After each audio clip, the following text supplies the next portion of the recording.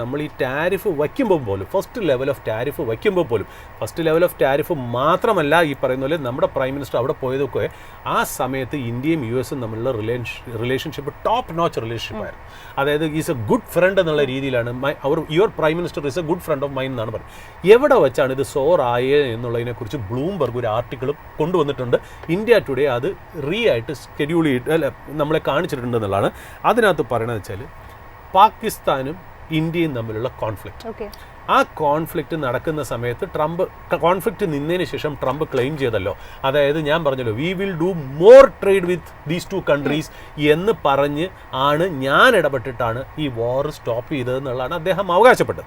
ഇതിനകത്ത് നിന്ന് ഇത് കൺഫേംഡ് സോഴ്സസിൽ നിന്നൊന്നുമല്ല, ഇത് ജസ്റ്റ് ഒരു റൂമർ മാത്രമായിട്ട് കണക്കാക്കിയാൽ മതി.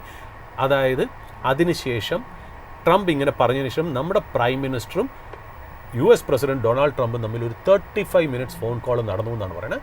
അതിൽ നമ്മുടെ പ്രൈം മിനിസ്റ്റർ സ്റ്റേൺ ആയിട്ടുള്ളൊരു മെസ്സേജ് കൊടുത്തു, ഇങ്ങനെ പറയരുത് എന്നുള്ള രീതിയിൽ. അത് മാത്രമല്ല, ഞങ്ങൾ പാർലമെൻറ്റിൽ ഇതിന് എഗെയിൻസ്റ്റ് ആയിട്ട് ഞങ്ങൾ സംസാരിക്കും, ഞങ്ങൾ എന്തായാലും ഒപ്പോസിഷൻ ക്വസ്റ്റ്യൻ ചെയ്യുമ്പോൾ ഞങ്ങളിത് ക്ലാരിറ്റി കൊണ്ടുവരും എന്നുള്ള ഒരു ഇത് കൊടുത്തു എന്നാണ് പറയുന്നത്.